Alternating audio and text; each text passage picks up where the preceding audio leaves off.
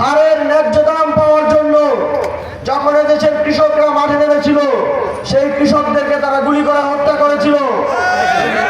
ফেব্রুয়ারি পর্যন্ত ন্যায় ও ইনসাফের সৈনিকদের 11 দলীয় জোটের সৈনিকদের কোনো ক্লান্তি নাই। 12 তারিখ ভোটাধিকার নিশ্চিত করে ফলাফল সাথে করে ঘরে নিয়ে গিয়ে আপনারা রেস্ট নেবেন। সে পর্যন্ত শরীরের শক্তিতে না করলেও মনের শক্তি দিয়ে লড়াই করে যেতে হবে। পার্বতীপুর এর নামের মতন সুন্দর এবং সম্ভাবনাময় একটি এলাকা, কিন্তু দুঃখের বিষয় যোগ্য জনপ্রতিনিধি এবং এই অঞ্চলের মানুষের প্রতি তাদের মনোযোগের অভাবের কারণে আপনারা দীর্ঘদিন ধরে বঞ্চিত হয়ে আসছেন।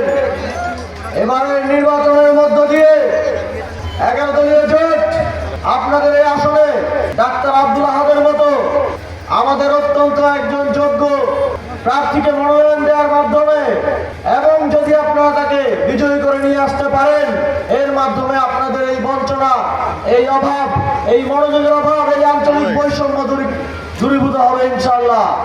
প্রিয় পার্বতীপুরবাসী, আমরা দেখি কোন রাজনৈতিক দল এখন আমার দেশের কৃষকদের কৃষক কার্ড দেওয়ার কথা বলে, কিন্তু আমরা যদি অতীত অভিজ্ঞতার দিকে তাকাই, আমাদের মুরব্বীরা এখানে আছেন, আপনারা সদস্যকে দেখেছেন, আমরা ইতিহাস পড়ে শিখেছি।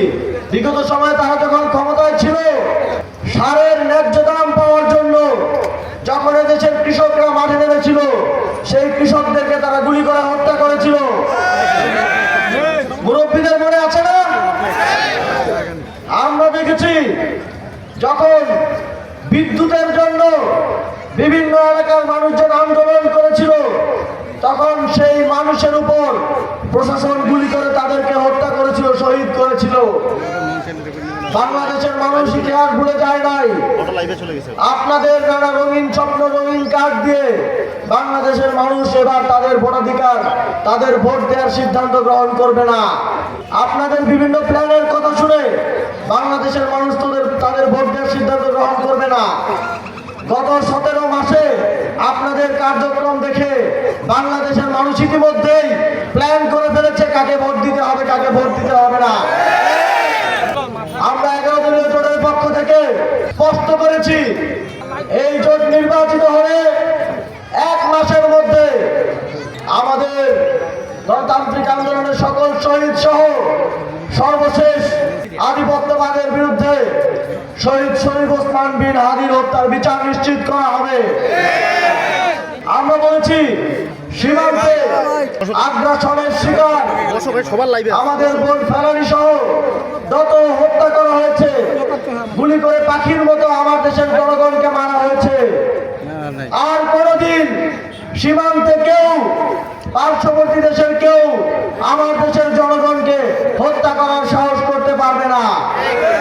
যদি সীমান্তে একটা গুলি হয়, আমরা 2টা গুলির মাধ্যমে তার জবাব দেব।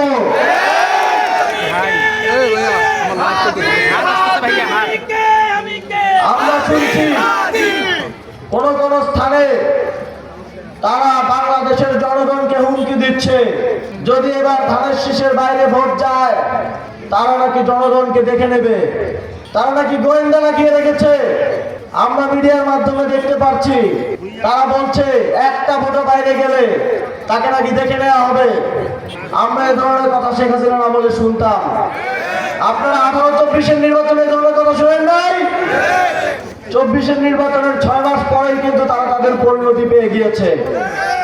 আমরা যখন গ্রামে গঞ্জে যাই, যখন মানুষের সাথে কথা বলি, তখন আমরা তাদের মধ্যে শুনতে পাই, তারাও বলেন যে যদি কেউ আবারও কেন্দ্র দখলের মাধ্যমে, আবারও ভয়ভীতির মাধ্যমে ক্ষমতায় আসার পায়তারা করে, তাহলে তাদের পরিণতিও দিল্লিতে পালিয়ে যাওয়া শেখ হাসিনার মতো হবে।